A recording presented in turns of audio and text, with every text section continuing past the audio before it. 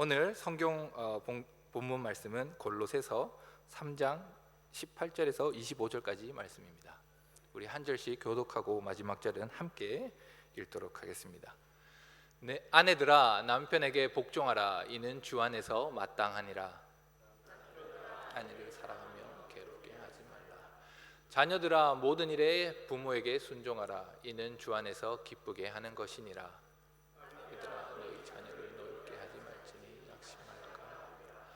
종들아 모든 일에 육신의 상전들에게 순종하되 사람을 기쁘게 하는 자와 같이 눈가림만 하지 말고 오직 주를 두려워하여 성실한 마음으로 하라.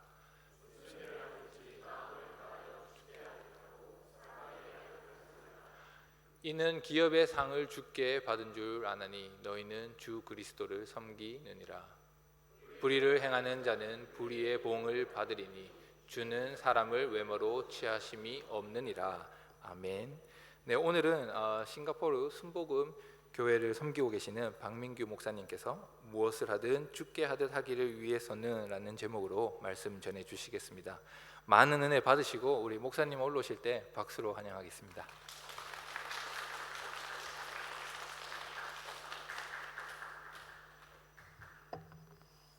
할렐루야. 반갑습니다. 보통 이제 드림 공동체라고 부르는 것을 저는 되게 인상 깊게 생각하고, 목사님 그렇게 말씀하실 때 하나님의 꿈이 이 교회의 비전이 된다라는 것을 점점 목사님과 교제하면서 체험하고 알아가는 것 같아서 감사하고요. 또 이렇게 목사님 부재 중에 계시지만 예배를 지키고 또 섬기며 또 더 풍성하게 예배하는 드림 공동체 성도 여러분들을 주님의 이름으로 축복합니다. 자, 저는 오늘 우리 전도사님께서 읽어주시고 우리가 함께 읽어본 골로새서 3장 18절부터 25절까지의 말씀을 가지고 무엇을 하든 주께 하듯 하기 위해서는 이라는 제목으로 잠시 말씀을 나누고 함께 기도하면서 주님이 주신 마음을 우리의 삶과 신앙에 적용해 보고자 합니다. 자, 우리가 어떤 일을 할 때 그것이 늘 반복되는 일상 속의 평범한 일이라고 해도 어떤 특별한 때에는 조금 더 긴장을 하고 또 최선을 다해야 하며 또 뭔가를 더 차분히 챙겨야 될 때가 있습니다. 그러니까 그 일을 누구를 위해서 하는가에 따라서 조금 달라지기도 하죠. 가령 우리 집안의 가장 높은 어른을 모셔놓고 똑같은 일을 한다고 하면 우리 집안의 그 어른 때문에라도 평소에 하던 일들을 조금은 더 긴장하고 실수 없게 하기 위해서 더 차분히 준비하고 침착하게 나아가는 것을 볼 수가 있죠. 제가 설교를 준비하는 것도 저희 교회 성도님들 앞에서 준비할 때랑 이렇게 여러분과 같이 다른 곳에 나와서 준비할 때 훨씬 더 긴장을 하고 준비를 잘해야겠다 이런 생각을 하는 것과 비슷한 이치일 것 같습니다. 그러니까 어떤 일을 행할 때 그 행하는 일의 주체나 또는 대상이 누구냐에 따라서 우리의 긴장도가 좀 달라지는 것 같습니다. 다시 말씀드리지만 아주 높은 분 그리고 권력이 높은 곳에 있는 분을 상대할 때 그분이 그냥 여기 앉아 있는 것만으로도 긴장이 많이 될 테고 내가 더 잘 준비했어야 됐는데 라는 생각을 하면서도 동시에 할 것 같습니다. 자, 그런 의미에서 오늘 함께 읽어본 설교 본문의 내용은 사실은 평소와 조금 다르게 봐야 할 겁니다. 이 구절을 읽을 때 남편 되신 분들은 남편의 입장에서, 아내 되신 분들은 아내의 입장에서, 자녀 된 분들은 자녀의 입장에서, 그리고 내가 누군가를 거느리고 있는 리더라고 하면 리더십의 입장에서, 또는 따르기 정말 부담스러운 리더를 모시고 있는 팔로워가 계시면 그런 입장에서 이 구절을 봤을 거라고 생각합니다. 그러면 이제 그런 사람들을 어떻게 대하고 어떤 마음으로 나아가야 할지 이제 그 구절에서 말하는 원리를 찾기 위해서 거기에 초점을 두고 살펴보았을 것 같은데, 그렇게 보아도 당연히 어떤 지침과 가이드를 준다는 면에서 크게 틀릴 것은 아니지만, 오늘 제가 제목으로 말씀드린 구절 때문에 주님을 어떻게 생각하고 믿느냐에 따라서, 그러니까 무엇을 하든지 주께 하듯 하기 위해서의 전제는 내가 주님을 어떻게 생각하느냐에 따라 달린 거죠. 내가 주님을 그렇게 대단하게 생각하지 않고 하찮게 생각하면 죽게 하듯 한다라는 것은 누군가를 대단하지 않고 하찮게 대한다라는 것이 될 테니까 오늘 구절에 잘 살펴보면 주님 안에서라는 표현과 함께 그리고 상전을 대하는 종들의 입장에서는 무엇을 하든 죽게 하듯 하기 위해서라는 그런 표현을 쓰고 있다는 것을 고려하면 그냥 이렇게 자녀된 입장, 부모된 입장, 남편된 입장, 아내된 입장 그 문자 그대로 생각하는 것보다 더 무게감이 있는 말이 될 거다라는 거예요. 사실은 하나님과의 관계를 염두에 두고 오늘 본문을 살펴봐야 한다라는 겁니다. 이미 말씀드린 바와 같이 오늘 본문은 남편과 아내 그리고 부모와 자식, 종들과 상전 사이의 관계에 대해서 말하고 있는데 유념해야 할 것은 계속 여러 차례 언급되고 있는 주 안에서라는 말 그리고 그 모든 관계에서의 행동을 죽게 하듯 하라라는 말로 요약해 볼 수 있기 때문에 조금 다르게 봐야 한다라는 거예요. 가정과 일터 어디에서든지 간에 예수님을 주인으로 모시며 사랑과 순종 그리고 성실함으로 살아가야 한다는 말이 되겠죠. 여기까지는 그냥 문자 그대로 읽어보면 그런 원리를 찾아내는 것이 그렇게 어렵지는 않을 겁니다. 특별히 주님이 외모로 사람을 취하지 않는다라는 말에 담겨있는 말과 같이 사람들을 외모나 드러나는 자격, 그들의 행동 그것 하나만으로 평가하거나 판단하지 말라는 말씀도 함께 기억하면 사실 오늘 설교 본문으로 삼은 골로새서 4장 7절부터 11절까지의 말씀을 이해하는 게 그렇게 어렵지는 않을 것 같습니다. 아내라면 이래야 될 것이다 저래야 될 것이다 라는 게 생각나는 게 있죠. 남편이라면 나한테 이렇게 하고 저렇게 해야 돼. 자식이라면, 부모라면, 리더라면, 그리고 따르는 부하라면 이런 나름의 기준을 갖고 있을 텐데 그것을 외모로 판단하는 것처럼 생각할 필요가 있습니다. 그러니까 내 스스로 갖고 있는 기준이 그렇게 행동하지 않음으로 인해서 저 사람은 부하된 도리를 잘 하지 못하고 있구나라고 함부로 판단한다면 그것조차도 외모로 그 사람을 판단하고 있는 것과 같다라는 거예요. 그러니 제가 설교를 마치고 돌아가서 우리 성도님들이 조금의 여유가 있을 때 오늘 본문 말씀을 다시 살펴보고 묵상하는 데 도움이 되고자 몇 가지 질문을 던져놓고 가겠습니다. 첫 번째, 나는 가장 가까운 가족에게 그리스도의 사랑을 나타내는가? 핵심은 가장 가까운 사람에게입니다. 7, 8월에 저희 교회로는 이렇게 단기 선교랄지 비전 트립을 오는 친구들이 좀 많이 있습니다. 왜냐하면 여의도 순복음교회라는 본부 교회가 있지만 각 지교회별로 단기 선교를 엄청 진행하고 있기 때문에 싱가포르를 하루만 들렸다 가더라도 저희 교회에 들러서 같이 기도하고 주변을 살피는 그런 작업들을 많이 하는데 제가 이제 그런 팀들을 받아보면서 요즘에 내린 결론은 가는 선교니 보내는 선교니 또 오는 선교니라는 개념은 이제 별 의미가 없다라는 거예요.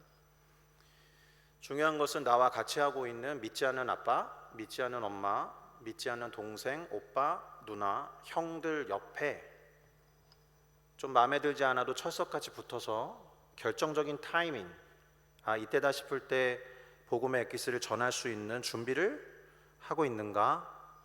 이제는 점점 한국 사회도 지금 싱가포르에 비할 때는 아니지만 점점 다문화되어 가고 있고 다민족, 다종교 되고 있다라면 아마도 정부의 여러 가지 결정들이나 정책이 싱가포르 정도의 수준까지는 아니어도 상당히 강해질 가능성이 높죠.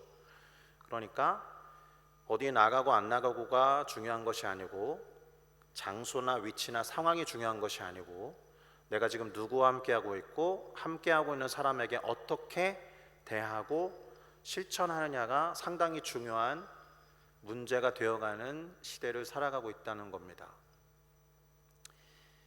싱가포르에는 40% 정도의 비자 생활자들이 있으니까 외국인 비중이 상당히 높은 편이잖아요.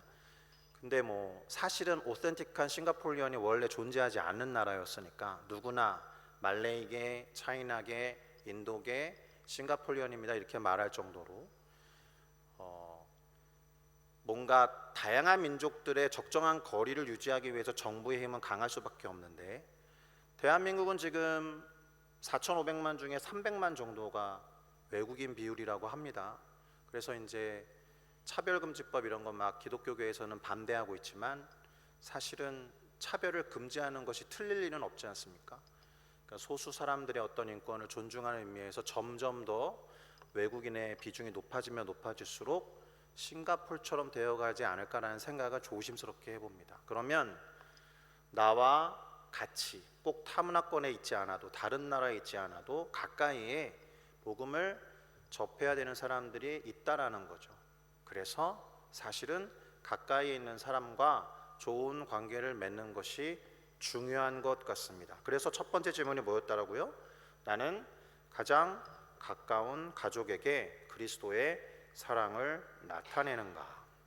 두 번째, 사람의 평가보다 하나님을 의식하며 맡겨진 일을 성실하게 감당하고 있는가?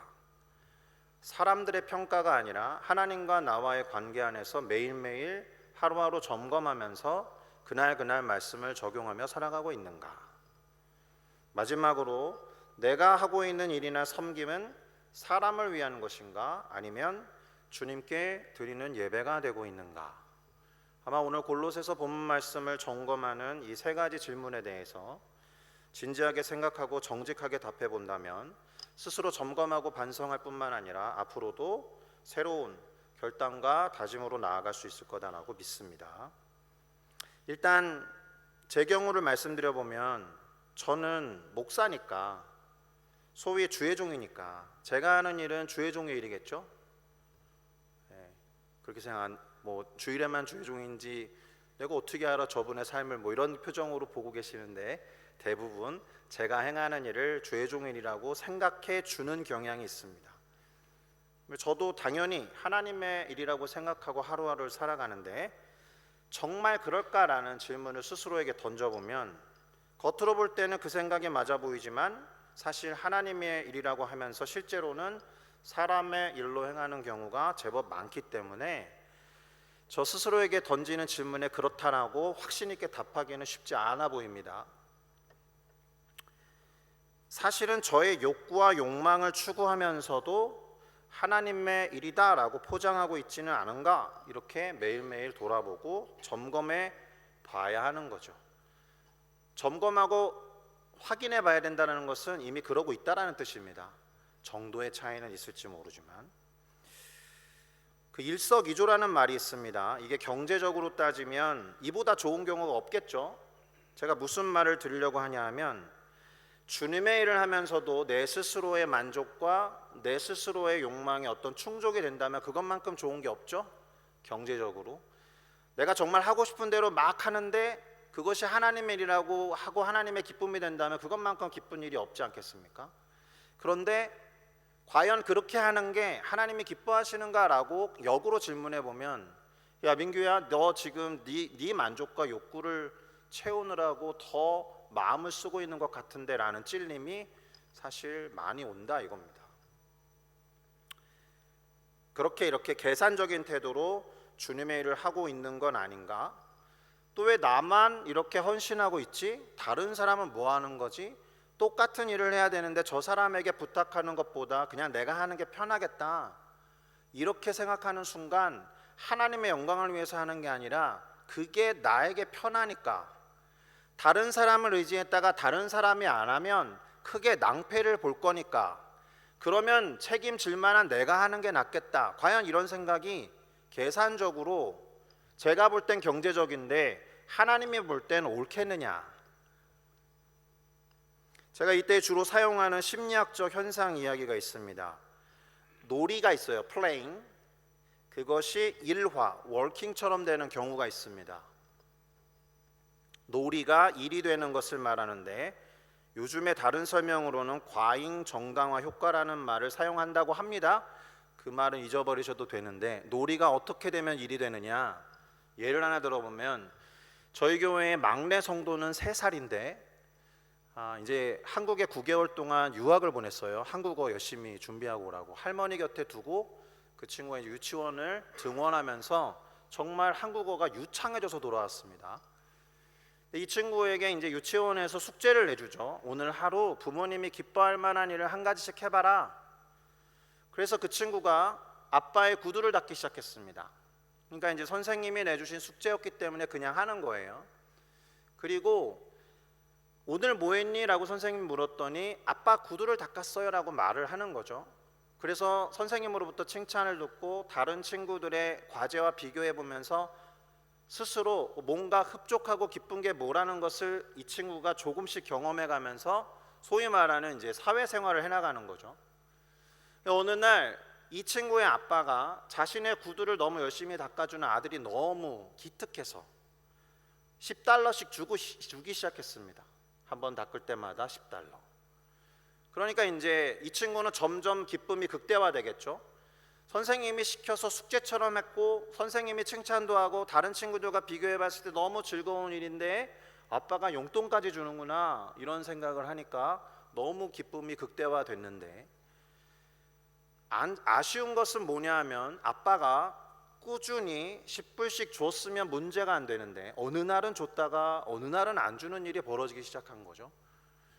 근데 이제 처음에 뜨문뜨문 안 주어졌을 때는 아빠가 뭐 급한 일이 있어서 까먹으셨나 보나 이렇게 생각을 했겠지만, 이게 점점 반복되고 이제 용돈이 주어지지 않으면 처음에 기꺼이 하던 아빠의 구두를 닦던 그 기쁜 일이 점점 하기 싫은 일이 되어가는 겁니다. 처음에는 놀이처럼 시작했던 일이 그 어떤 주어지는 베네핏과 어떤 보상에 상관없이 했던 그 일이었는데, 이제 보상이 주어지다가 멈추면 일처럼 되어서 그 일에 대한 대가가 주어지지 않으면 자발적으로 안 하는 사태. 이해가 되셨죠? 어떤 개념인지. 놀이의 일화라고 부르는 겁니다. 우리의 신앙생활에도 그런 부분들이 많이 있을 수 있습니다. 처음에는 하나님이 기뻐하시고 내가 하나님께 뭔가를 드려야겠다는 생각으로 했던 봉사, 그래서 사람들이 너무 칭찬해주고 또 뭔가 그 일을 시작한 다음부터 하나님께서 큰 복을 주신 것 같고 하는 일이 잘 풀리고, 그런데 어느 순간 그것에 보상이 주어지지 않는 것처럼 느껴질 때 내가 이 일을 해서 뭐하나라는 생각으로 자연스럽게 흘러가게 된다면 하나님을 섬기는 일이 물론 놀이는 아니었겠지만 기꺼이 시작했던 그 일이 점점 하기 싫고 버티는 일이 되는 경우가 있을 수 있단 말입니다.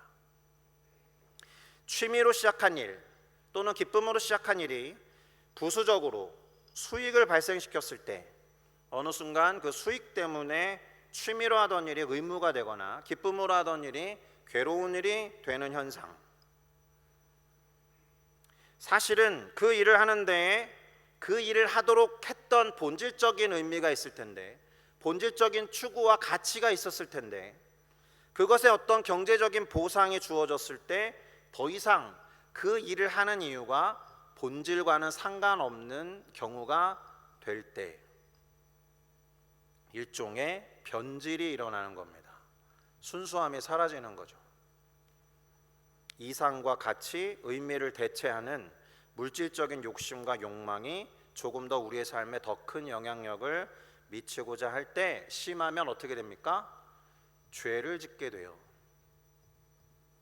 죄를 짓게 됩니다.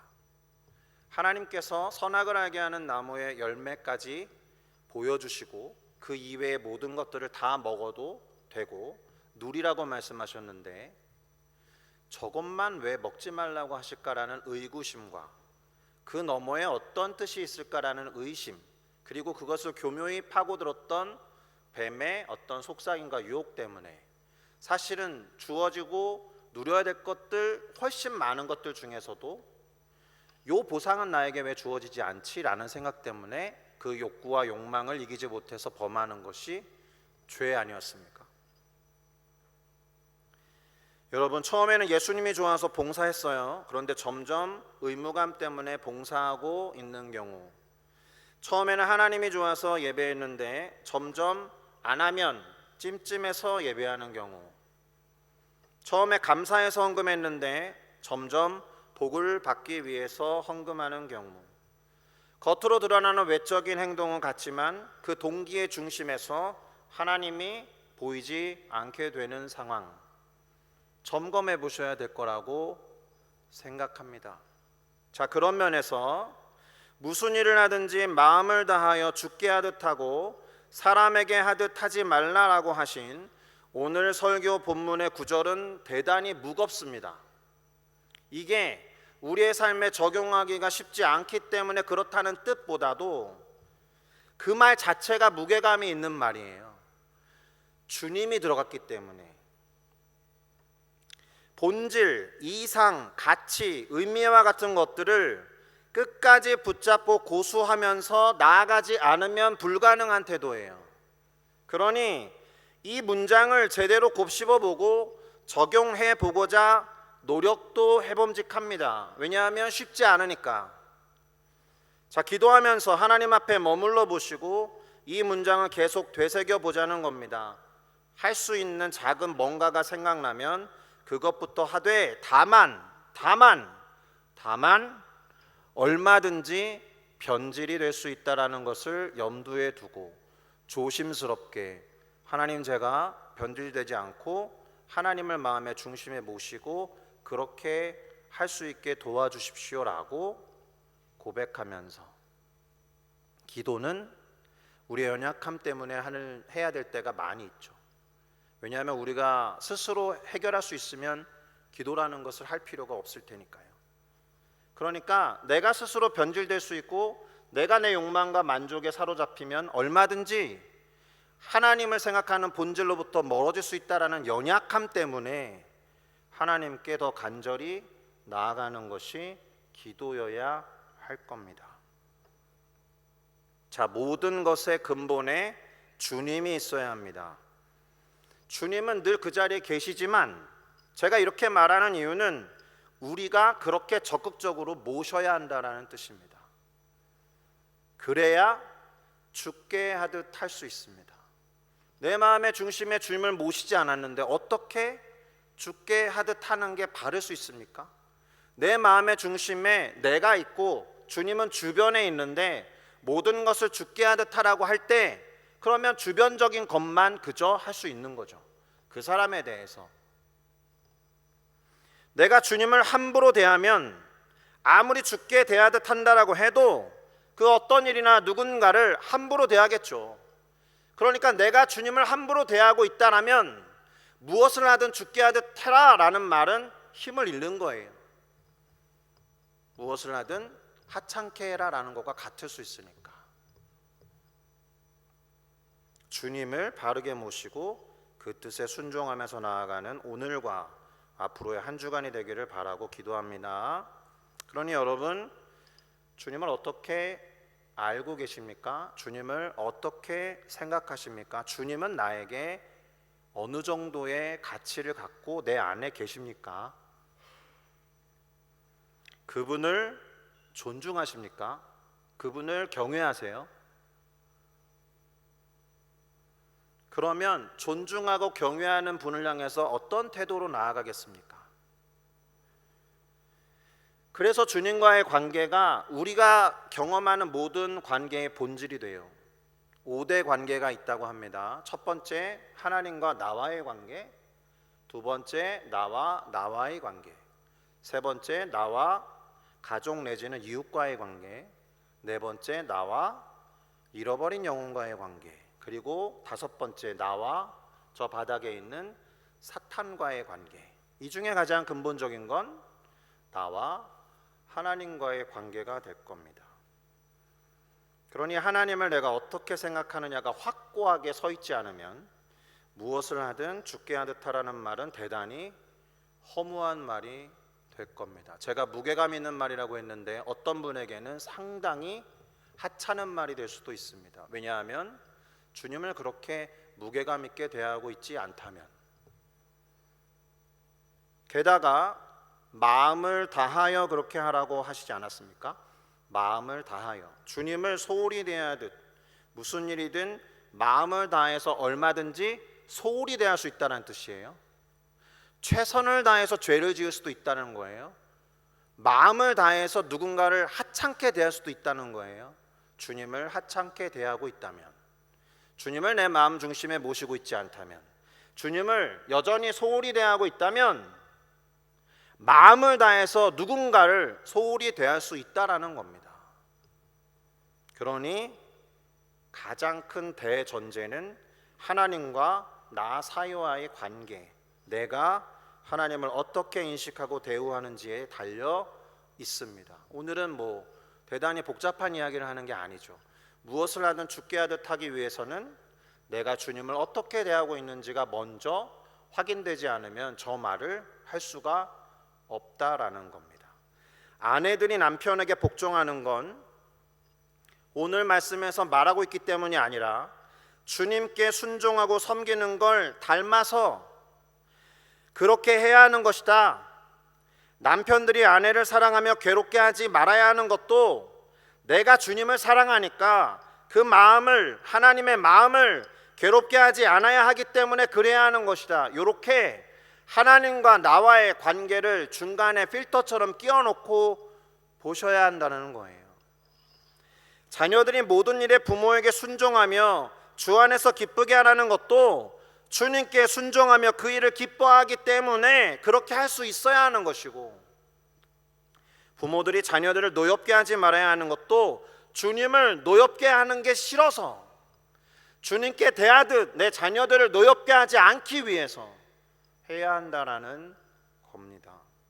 종들이 모든 일에 상전들에게 순종하는 것, 상전들을 기쁘게 하는 것도, 또 눈가림만 하지 않고 두려워하는 마음으로 성실하게 하는 것도 그들 마음의 중심에 주님께 그렇게 해야 하듯이, 그래서 자연스럽게 나오는 태도가 되어야 하는 것이다 라는 겁니다. 우리가 외모로 다른 사람들을 함부로 판단하지 말아야 하는 이유도 주님께서 사람을 외모로 취하심이 없기 때문에, 나아가서 주님이 내 기도에 응답하시고 안 응답하시고에 따라 내가 주님을 함부로 판단하지 않기 때문에, 그분의 어떠하심을 내가 함부로 판단할 수 없기 때문에, 다른 이들에 대해서도 그래야 할 줄로 믿습니다. 무슨 일을 하든지 마음을 다하여 주께 하듯 하고 사람에게 하듯 하지 말라. 주님을 어떻게 바라보는지, 어떤 마음으로 신앙을 하는지 돌아보시고 점검하시면서 그에 합당한 태도로 나아가는 저와 여러분이 되어야 할 줄로 믿습니다.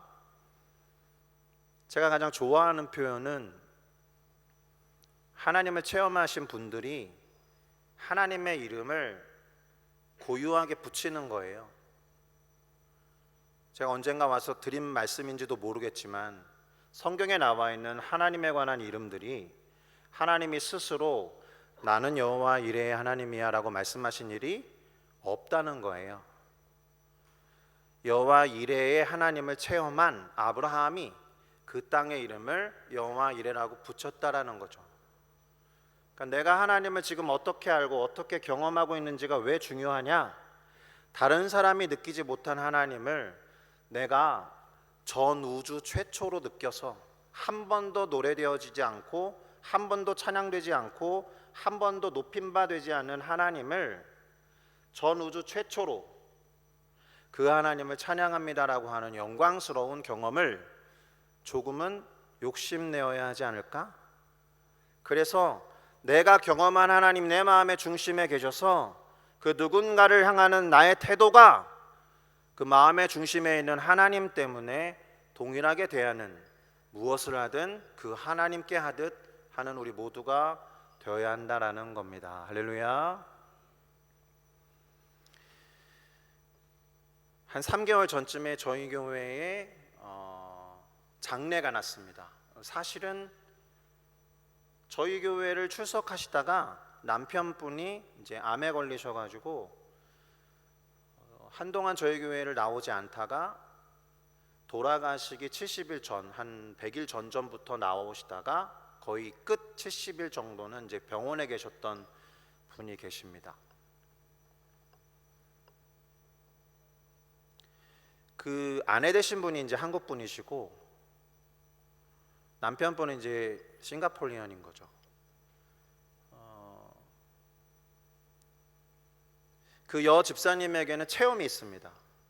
자신의 어머님을 위해서 금식하며 기도할 때 하나님 10년만 더 살게 도와주세요라고 간절히 기도했을 때 응답하셨습니다. 하나님이.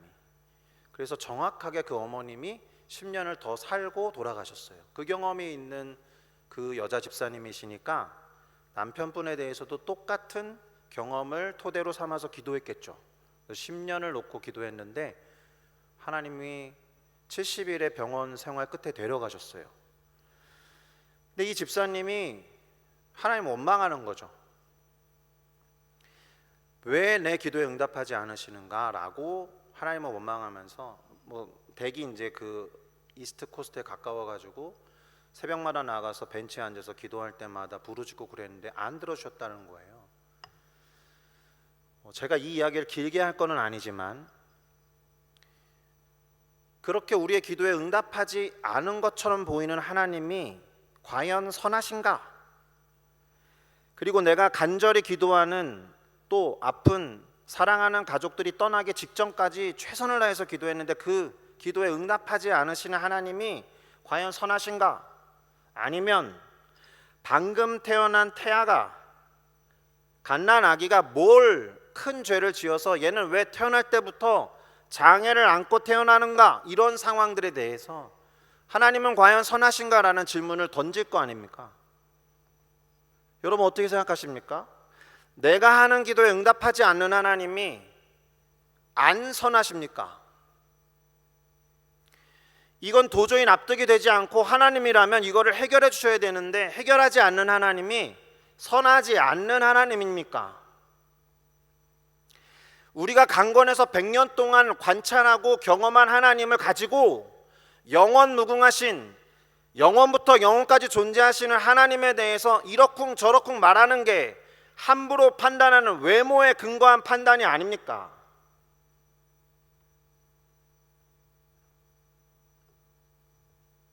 내 마음의 하나님을 어떻게 모시고 계십니까? 내 안에 있는 하나님은 선하시고 좋으신 분이십니까? 내가 원하는 대로 응답하지 않아도? 여러분 빌립보서 4장 6절부터 7절에 보면 아무것도 염려하지 말고 오직 기도와 간구로 감사함으로 너희 필요를 하나님께 아뢰라 이렇게 나와 있습니다. 근데 그 구절의 뒷부분이 뭡니까? 그러면 너희 필요를 하나님이 채워주시겠다라는 구절이 아니에요. 그 다음 구절은 여러분이 아실 거라고 저는 믿는데 그렇게 하면 모든 지각에 뛰어난 하나님의 평강이 예수 안에서 너희의 생각과 마음을 지키실 것이다라고 되어 있습니다. 여러분 모든 아무것도 근심하지 않고 감사함으로 기도와 간구하면서 우리의 필요를 아뢰면 그거 다 들어주실 거야 라고 하는 그 구절이 힘이 있습니까? 그렇게 되면 참 좋겠지만 들어지고 안 들어지고에 상관없이 모든 지각에 뛰어난 하나님의 평강이 그리스도 예수 안에서 내가 바라는 대로 기도가 응답되지 않아도 마음과 생각을 지키시는 거면 내 기도가 응답되지 않고 내 기도가 응답되는 여부와 상관없이 하나님의 평강이 있는 것 자체가 더 위대한 상태 아닙니까? 더 위대한 상태 아닙니까? 내 기도에 응답하지 않는다라고 해서 이 짧은 순간에 경험하는 하나님을 함부로 판단하지 마시고 그게 사실은 제가 볼 때 외모로 사람을 판단하지 않는 하나님에 대해서 우리 또한 요 잠깐의 기도를 통해서 응답하시든 안 응답하시든 그분의 행하심 가지고 그분의 어떠함을 함부로 판단하지 않는 태도와 자세가 아니겠습니까? 그런 하나님을 내 마음 가운데 모시고 무엇을 하든 내 마음 가운데 모신 하나님을 대하듯이 주변에 있는 분들을 대할 수 있도록 자연스럽게 되지 않으니까 하나님께 간절히 간구하고 기도하는 우리 모두가 되기를 예수 그리스도의 이름으로 축복합니다.